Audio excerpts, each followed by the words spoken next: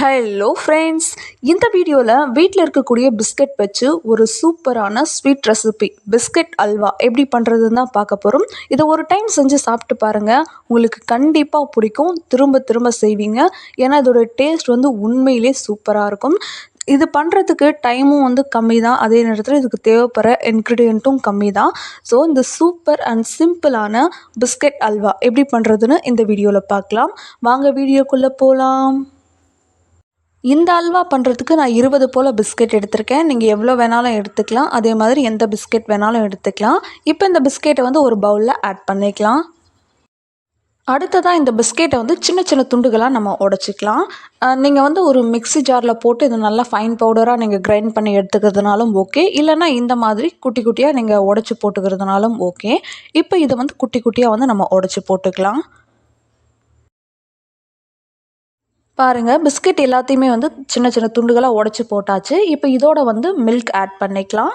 இந்த பிஸ்கெட்டுக்கு வந்து நான் ஒரு 1½ டம்ளர் அளவுக்கு மில்க் வந்து ஆட் பண்ணிக்கிறேன். இது வந்து நல்லா காய்ச்சி ஆற வச்ச பால் தான் இது. இது வந்து ஒரு 1½ கப் அளவுக்கு ஆட் பண்ணிக்கிறேன். இதோடைய அளவுன்னு பார்த்தோம்னா 150 ml நான் ஆட் பண்ணியிருக்கேன். இதை ஆட் பண்ணிவிட்டு ஒரு 1லேருந்து 2 நிமிஷம் போல் அப்படியே விட்டுறலாம். இது கொஞ்சம் நல்லா ஊறட்டும். 2 நிமிஷத்துக்கு அப்புறம் இந்த பிஸ்கெட் வந்து இந்த பாலில் நல்லா ஊறியிருக்கும். இப்போ ஒரு விஸ்க் வச்சு இதை வந்து நல்லா கலந்து விட்டோம் அப்படின்னா இது வந்து நல்லா கரைஞ்சிரும். ஒரு திக்கான ஒரு பேஸ்ட் மாதிரி ஆகிடும். அது வரைக்கும் இதை வந்து நம்ம நல்லா கலந்து விட்டுக்கலாம். பாருங்கள், இது வந்து ரெடியாக இருக்குது. இப்போ வந்து நம்ம அல்வா பண்ணுறதுக்கு ஸ்டார்ட் பண்ணிடலாம். அல்வா பண்ணுறதுக்கு ஒரு பேனில் 1 டேபிள் ஸ்பூன் அளவுக்கு நெய் ஆட் பண்ணிக்கலாம். நெய் ஆட் பண்ணிவிட்டு நல்லா சூடானதுக்கப்புறமா இதில் கொஞ்சமாக முந்திரி திராட்சை வந்து ஆட் பண்ணிக்கலாம். உங்கள்கிட்ட என்ன நட்ஸ் இருக்கோ அதை ஆட் பண்ணிக்கோங்க. பாதாம், பிஸ்தா அந்த மாதிரி இருந்தாலும் ஆட் பண்ணிவிட்டு இதை நல்லா ஃப்ரை பண்ணிக்கலாம்.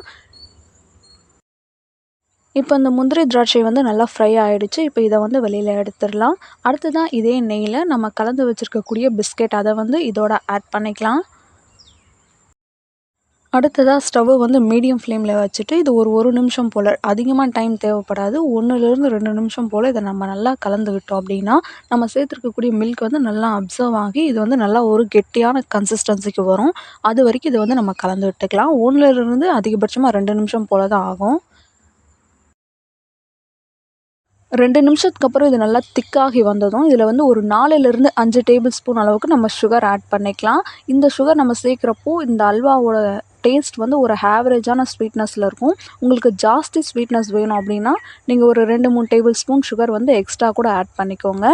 இப்போ இதை ஆட் பண்ணிவிட்டு இதை வந்து நல்லா கலந்து விடணும். இந்த சுகர் நல்லா மெல்ட் ஆகி அந்த அல்வாவோட நல்லா கலந்து வரும். அது வரைக்கும் இதை வந்து நம்ம நல்லா கலந்து விட்டுக்கணும். இதுக்கு வந்து ஒரு 2லேருந்து 3 நிமிஷம் போல் ஆகும்.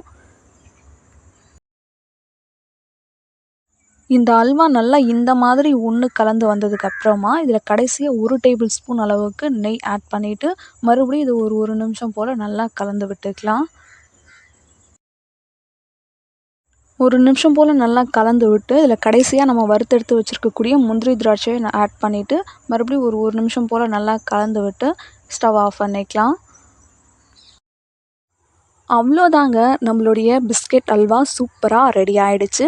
இதை நீங்கள் உடனே சர்வ் பண்ணி சூடாகவும் சாப்பிட்லாம். அப்படி இல்லைனா இதை நல்லா ஆற விட்டு குட்டி குட்டி பீஸாக கட் பண்ணி அப்படியும் நீங்கள் சர்வ் பண்ணலாம். இது ஒரு டைம் செஞ்சு பாருங்கள், கண்டிப்பாக திரும்ப செய்வீங்க. ஏன்னா இதோடைய டேஸ்ட் வந்து உண்மையிலே நல்லாயிருக்கும். ஸோ இதே மாதிரி நீங்களும் செஞ்சு பார்த்துட்டு ஃபீட்பேக் சொல்லுங்கள். வேறு ஒரு வீடியோவில் பார்க்கலாம். பாய்.